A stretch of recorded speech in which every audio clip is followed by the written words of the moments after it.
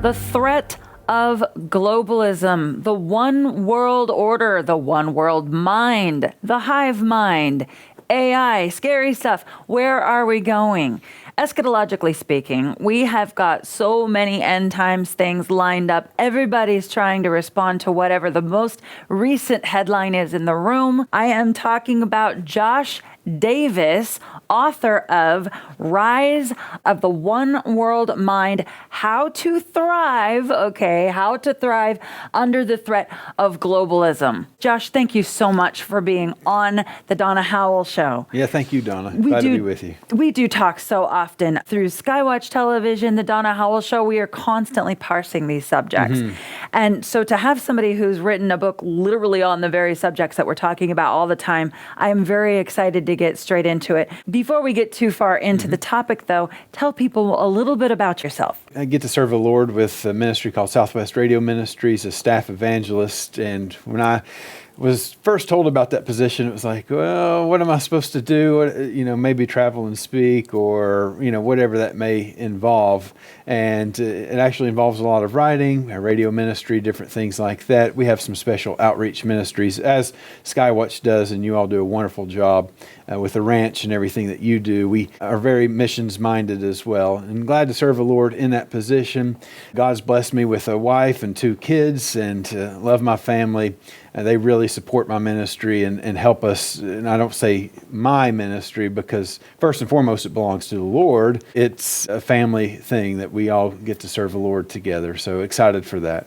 Yeah, and I felt really lucky yesterday getting to be around so many Southwest Radio Church people. As I've expressed on my show before, we grew up hearing all the time about Noah Hutchings and God is on the throne and prayer changes things. And that when Noah went to cross over to be with the Lord, and we got to know Lara Spargemino better. Oh, yes. And Larry and we were lucky enough to get to pair together on a book called Final Fire, so we've gotten to work together. We have just loved your ministry from the beginning, actually since before we existed. Yeah. Tom's heartbeat with Southwest Radio. Really? Southwest Radio Church, by the way, was also the #1 driving force behind Redeemed Unredeemable, the book that we've written because of all of the different prison chaplain type work that Noah felt so passionate about, and that's carried on through his ministries. And that's actually one of the things that I helped to oversee at SWRC is what they call the Onesimus Prison Outreach. Yeah. And I get letters every week. And in fact, while I'm here with you guys filming,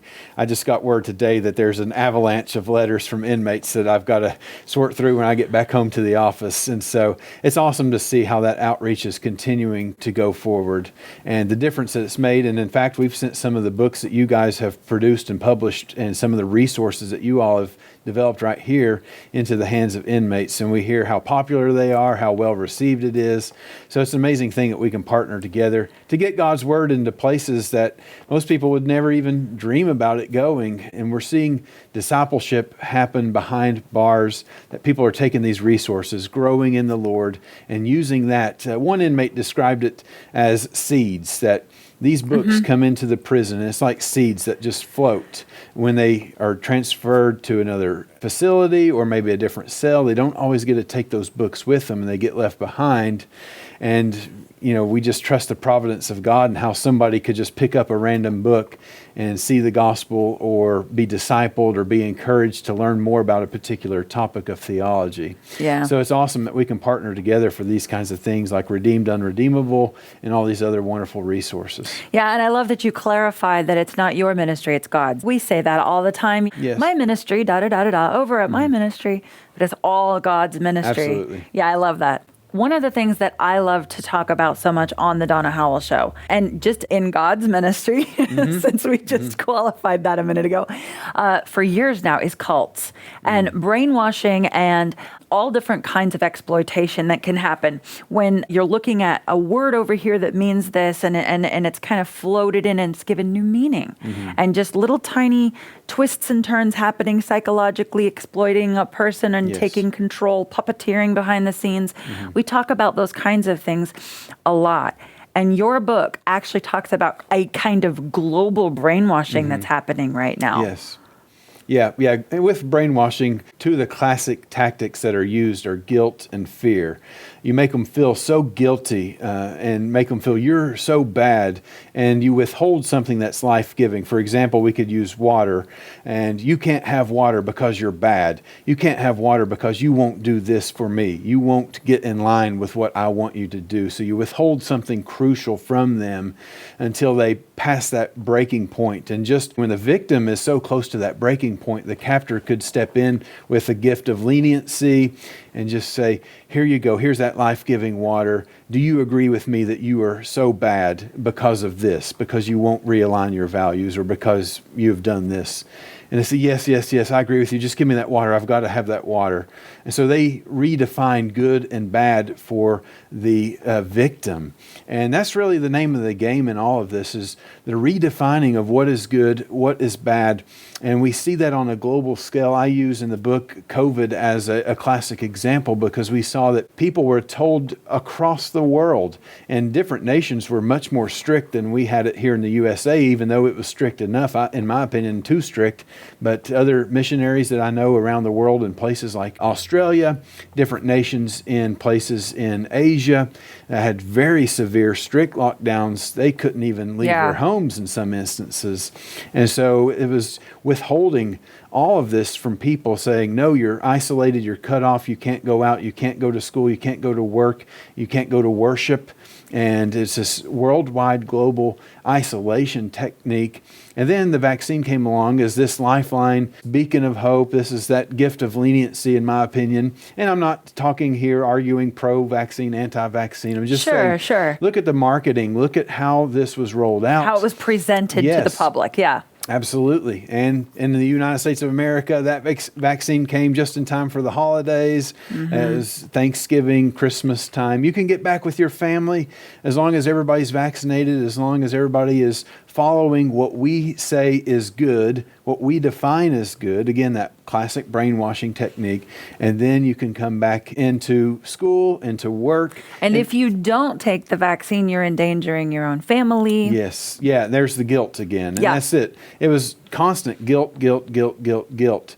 And unfortunately, even in our home church and many sister churches that I talk to other pastors, because I've served in pastoral ministry as part of my background as well. And during that season, very much so, was in full-time pastoral ministry at that particular time, and trying to help navigate our church along with other ministers and talking to other pastors. And we were just saying, what do we do? How do we navigate all this? How do we settle people's minds and hearts? Because a lot of people were saying, I can't come back to church. We can't sing. You know, there was such fear. They had bought into the brainwashing, if you will, and they had just hook, line, and sinker swallowed that message that we've got to give in to what they're telling us to do. They've got our best interest at heart. They're trying to keep us safe. They're trying to keep us healthy. We can't have a choir. We can't sing, because if you open your mouth to sing, you could spread COVID to someone unwittingly. And, you know, you've got to spread out. You can't sit next to each other if you come back inside a church building. And, you know, you got to get the air conditioning scrubbed. And just all these hoops that we were told we had to jump through to toe the line. And we saw that as just a classic example. And in the book, I sort of extrapolate that to the end times biblical scenario. What was astonishing to me was we were just going along ordinary life, 2018, 2019, into early 2020. And then when COVID hit, it was just like a switch was flipped and people just bought in. And that fast. Yes, that quickly. And that astonished me. And as I began to reflect on it later, it's like, look how quick this changed. And so when the Antichrist comes to power, it'll be such a quick change that he can make because of the way the world is conditioned to respond in these certain ways. Yeah. No, I know. And when COVID occurred, my husband and I, we were both shocked because, okay, the first couple of days, I hand it to you. The first couple of days, we were like, okay, the pandemic, there's an emergency, what's going on? And we're watching the news, listening to everything that Trump was saying. But about day 3 or 4, we're like, hang on. There is something else behind this. This is a practice round for something. I'm not suggesting, listen, I'm not going into the conspiracy land suggesting that everybody in the whole government was in on a big conspiracy to pull one over on us. But I'm saying something behind the scenes was checking out what kind of entire masses of crowd control are we going to have? Yes. And a person could even go as far as to say, COVID was a whoopsie, COVID was a legitimate thing, and then the government decided to use that as just how much control are we going to have. And whatever camp you land on, not telling you what to believe in, but I believe there was a lot of bad stuff going on behind the scenes on that. Yeah, and I think as the weeks rolled along, people began to open their eyes to that. We saw from different Christian circles all across the United States of America and even across the world, but several pastors were beginning to speak out saying, look, we have to reconvene. Some pastors went so far as fighting lawsuits in courts in various states where we are and where they are across the United States of America to reconvene their church and for the right to worship. And that's really what was under attack as the weeks and months rolled on, was this power struggle between we're restricting your freedoms. We have the right to restrict your freedoms of worship, your freedoms of speech, and control all those things. And where we are, I live in the state of Virginia, and our governor at the time said that churches are non-essential, they should remain closed. And yet a mile away is a liquor store, and it's supposed to be open. It's an essential business. My goodness. And we had a preschool ministry at the time that we were operating. My mother was directing that. And they were an essential business. They didn't shut down at all during any of the pandemic. They stayed open through the whole thing. But temperature checks and masks, and the government would come and make sure that you are following line by line upon their wishes and doing exactly what they wanted you to do the way they wanted it done. And so it's just an interesting thing to see that the preschool is essential, the liquor store is essential, but that church, no, it's got to stay shut, it's got to stay closed. We try to reconvene as early as possible with our local church. For sure. We're talking about a kind of global sort of end timesy global puppeteering and brainwashing and all of that different kinds of things, exploitation, conditioning, grooming.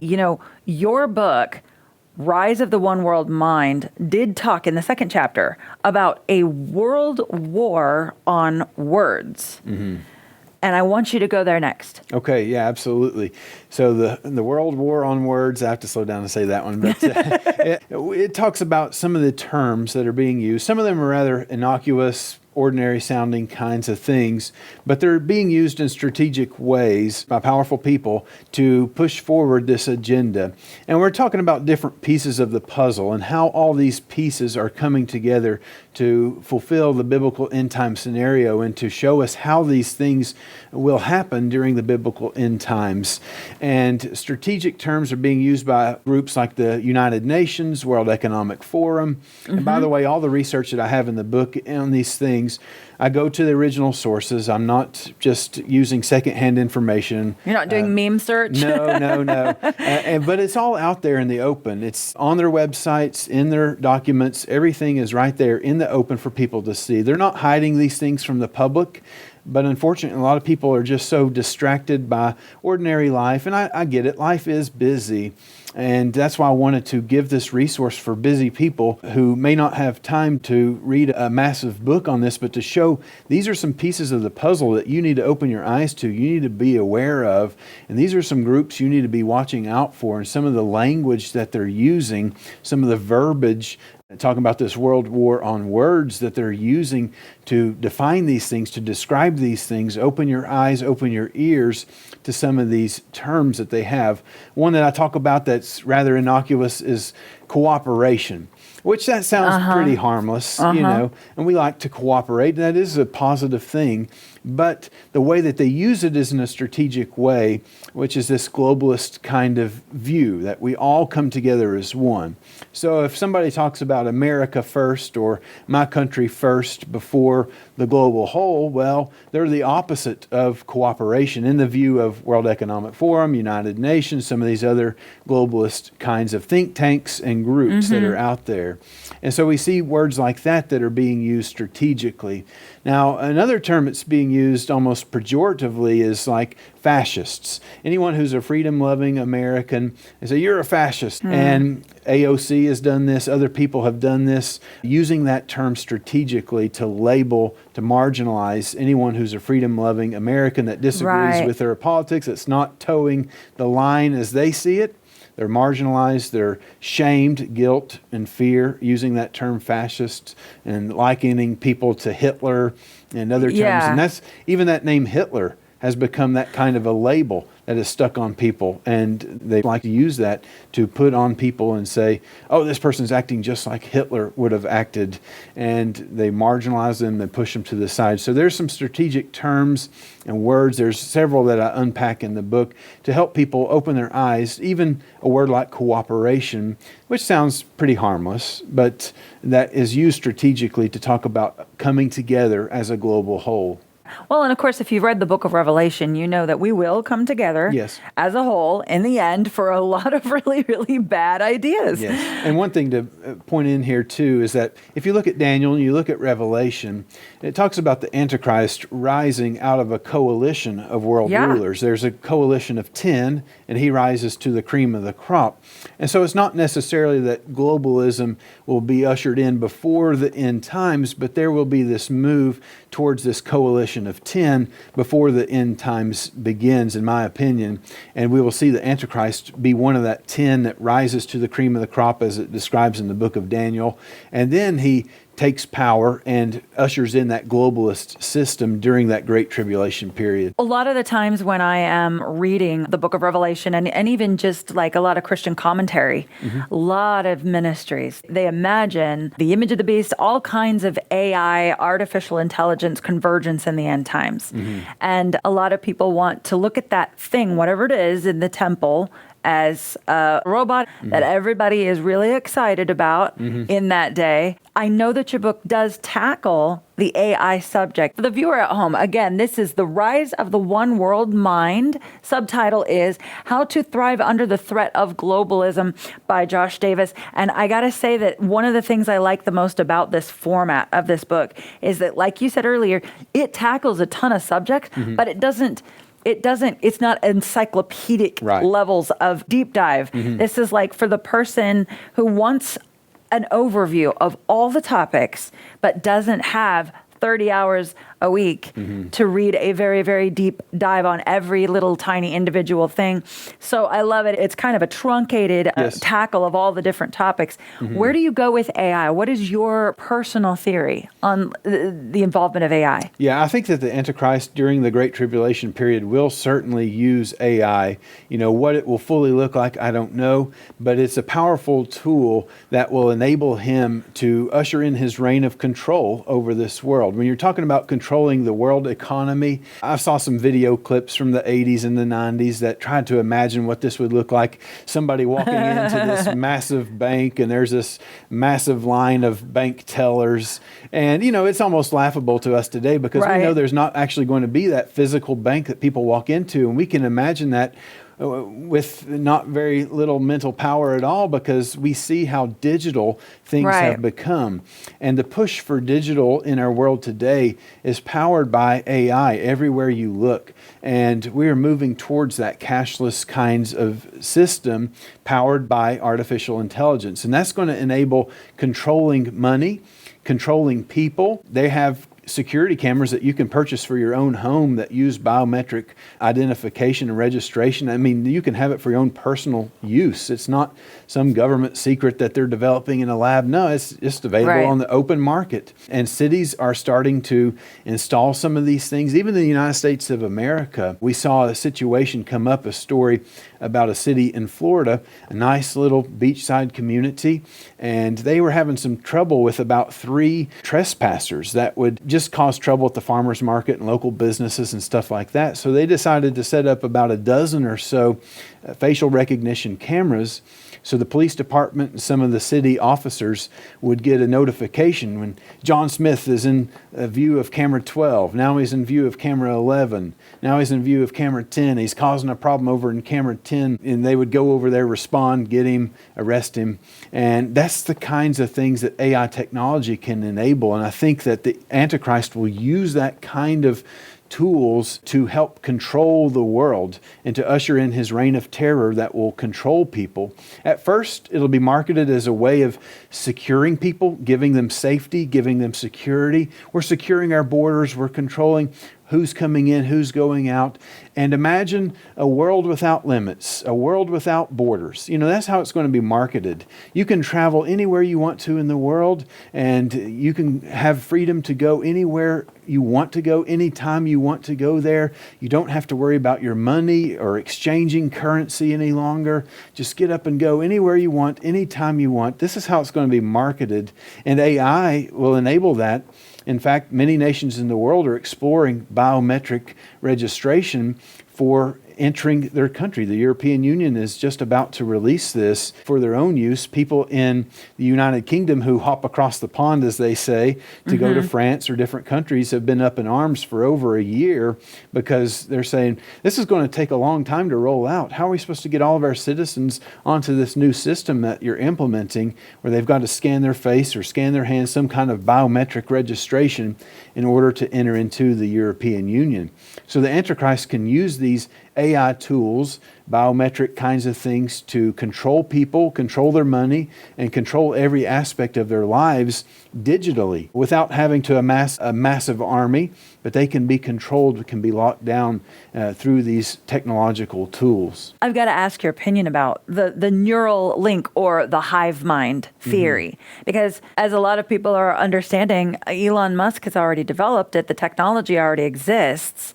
Right now it's being used by this gentleman, but he is paralyzed from the neck down, and he uses the Neuralink, and he gets to play video games with his friends. Yes. And so there's always that side, with everything that we develop. There's always that it's going to help so many people, but then there's always that, I know, but you're giving part of your brain to a machine, and then when everybody else is also linked. What are we talking about here? What's your theory on that? Yes, yeah. And you see AI being used biometrically, not just to recognize people's faces, but also being inserted into human bodies. They're talking about CRISPR technology, DNA, tearing apart DNA, using AI to reconstruct DNA. So there's a lot of studies that are being done on that. And what's scary to me is that they've made some of that like an open source to where anybody in the world could get their hands on this technology and use it for ill or for good. And that's the big question I have with a lot of these technological advancements, Neuralink and all these things. What happens when it falls into the wrong hands? Somebody like the Antichrist who wants to use it for ill and not for good.